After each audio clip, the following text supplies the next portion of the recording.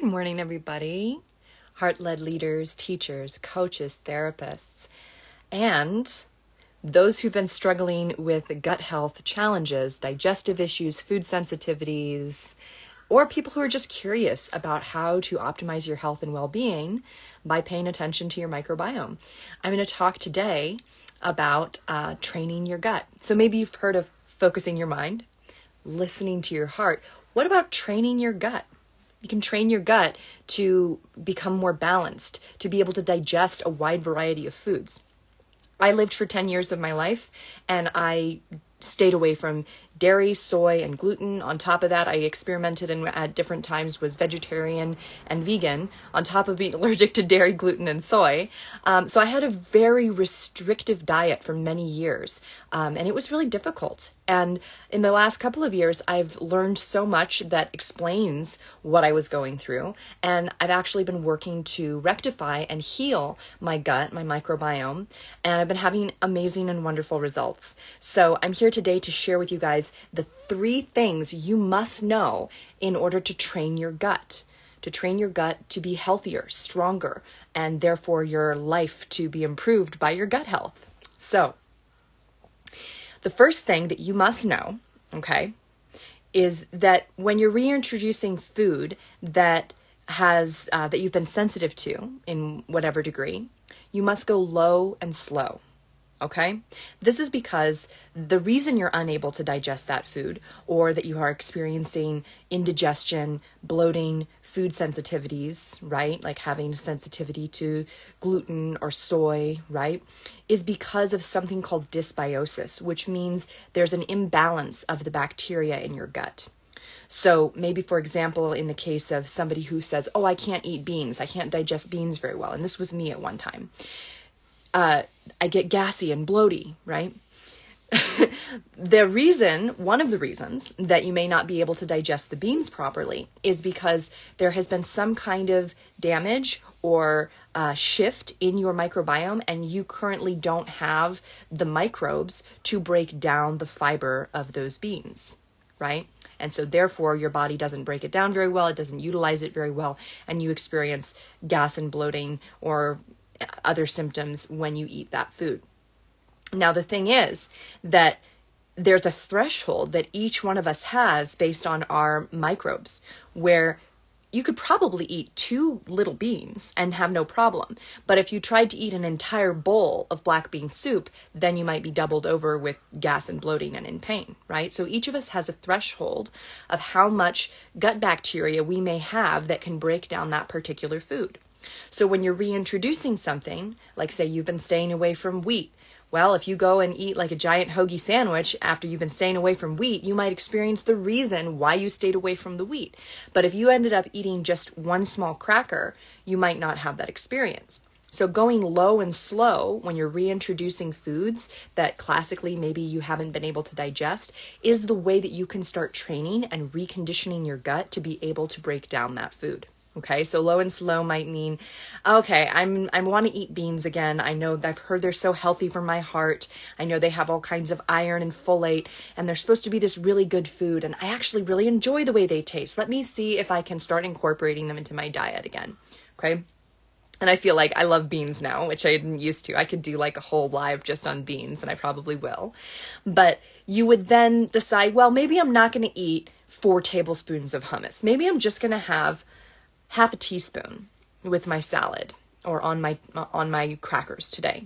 And then the next day, I'm going to have another half a teaspoon. And then I'm going to have a whole teaspoon the 3rd day. And I'm going to slowly reintroduce this fiber and slowly build up the gut microbes in my body that can break down that fiber. Okay? And this goes for anything like, say, some people have a hard time with broccoli and things like that. Would you have a problem with broccoli if you ate just 1 floret? Probably not. So start there and then slowly build, which brings me to my second thing that you must know in order to train your gut. Your gut needs consistency and diversity. Okay, so that consistency is part of that going low and slow that I talked about. If you're reintroducing a food, right, that maybe classically hasn't been easy to digest or that you've had sensitivities to, you have to do it consistently over time to build up those populations of microbes that break those foods down. So the consistency part means that you continue to incorporate those foods into your week, your month, as you're eating food. Okay, if you don't eat them, you're never going to be able to eat them very well without those same symptoms, right? If you never eat broccoli, you're not going to build up the microbes that are going to digest broccoli. So then if you do, you might experience why you don't eat broccoli, okay? So consistency is very important when you're training your gut to break down different foods. Diversity is also extremely important, meaning the variety of plant foods that you eat. So the number one determinant of a healthy gut, according to several very reputable studies, okay, is the diversity of plants that you eat. The reason for this is that your microbiome is made up of bacteria, viruses, all different kinds of microbes. And the beneficial ones, the ones that support our life and our immune system, they feed off of fiber. Okay, they feed off of fiber, which is by definition from plants. So part of why people get dysbiosis and they get an imbalance in their gut is a very big reason is that people don't eat enough plant foods. They don't eat enough whole plant fibrous foods in their day-to-day life. 97% of Americans don't get the minimum daily recommended amount of fiber, which is 35 grams or just about. Okay, so the average American, most of us, including myself at different times in my life, we're not eating the amount of fiber that our gut needs to stay in health and balance, okay? Plus other things that damage our microbiome, including environmental factors. Alcohol, unfortunately, kills microbes, which you may already know, and also antibiotics and trauma and stress. All these things impact our microbiome. And one way that you can continue to build that is through the diversity of plants that you eat. Okay, so that means going to the grocery store and finding something, hey, you know what I haven't been eating? Especially if you're like me and you get really into a rhythm with certain fruits or vegetables. You know what? I haven't been eating black cherries. Maybe I'll get some frozen black cherries. Hey, you know what I haven't been eating? I haven't been eating rutabaga. In fact, have you guys been eating rutabaga? It's a vegetable that like I had completely forgotten about, but it has this particular kind of fiber. The importance of the diversity is that it's going to allow the microbes in your microbiome to diversify as well. And when they diversify, when there's broad populations of different kinds of microbes, the fascinating thing is that they work together in harmony in communities to do things for your body that keep you very healthy and vital, to regulate your hormones, to support your immune system, to support your brain function, okay? To detoxify your blood, to do the little epigenetic switch in your genetic expression, okay? In so many ways, these a symphony of microbes start to bring out the best of you when they're in the correct balance, when we have a healthy, strong, vital microbiome, okay? Number 3 thing that you must know to train your gut, it takes time and persistence, okay? Especially if you're like me, and I'm pretty sure I had dysbiosis. I had gut imbalances since I was a small child. I've had digestive issues. I've had allergies to food. I've had damage to my microbiome countless times throughout my life. I mean, some of it was damage that I even did unconsciously by binge drinking or, having certain experiences or just taking antibiotics, like whatever, when I got an illness. And now I look at my body very differently, and I want to support my life by how I eat. And so it takes time and it takes persistence on top of that to change habits and behaviors around food, because food isn't merely sustenance. We use food as comfort. We use food as entertainment. We use food as a way to culturally connect with other people. And so to say, I'm going to start really paying attention and listening to my body and, going low and slow and providing consistency and diversity to my microbiome, it's a big commitment to yourself, and it takes time and persistence to make those things actually happen, to make those changes actually occur in your body. Okay? So I'm here to tell you that it's totally possible to go from somebody who was allergic to and sensitive to things, who felt like she couldn't eat beans, who felt like certain kinds of foods just weren't for me, right? I went from that to somebody who eats a wide variety of plant foods, feels like my body breaks things down really thoroughly, and I'm experiencing a lot of energy and joy in my daily experience of my body. I'm happy to say that my health is better than ever because I made this commitment to myself to heal my microbiome and to get educated on how my body works. Okay?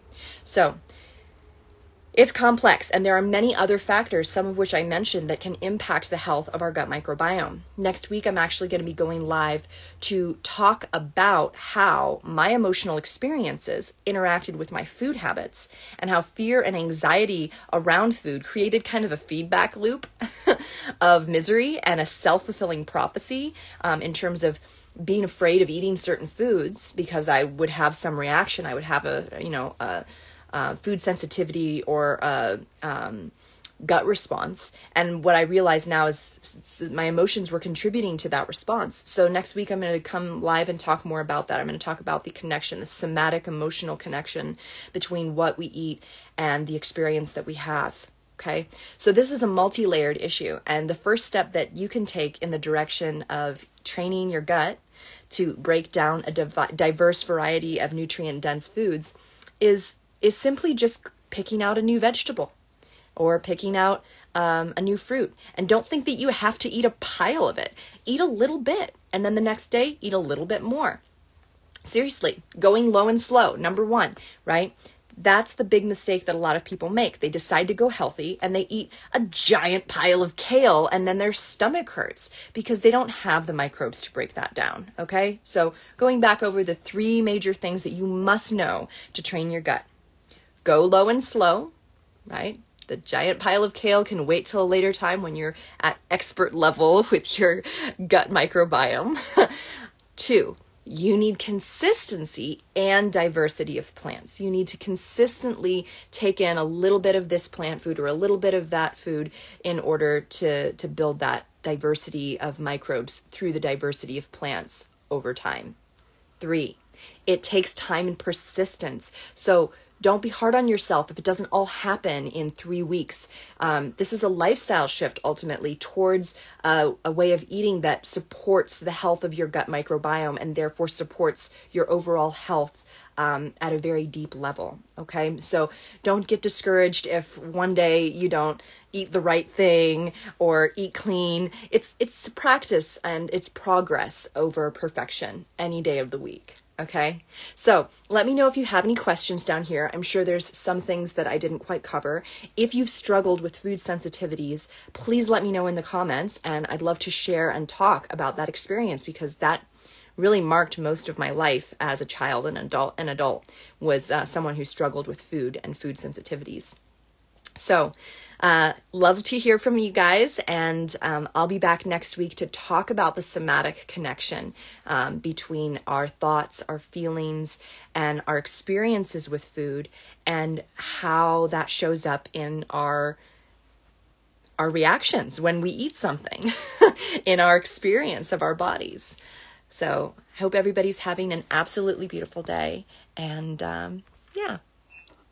Hope you can learn something today about training your gut.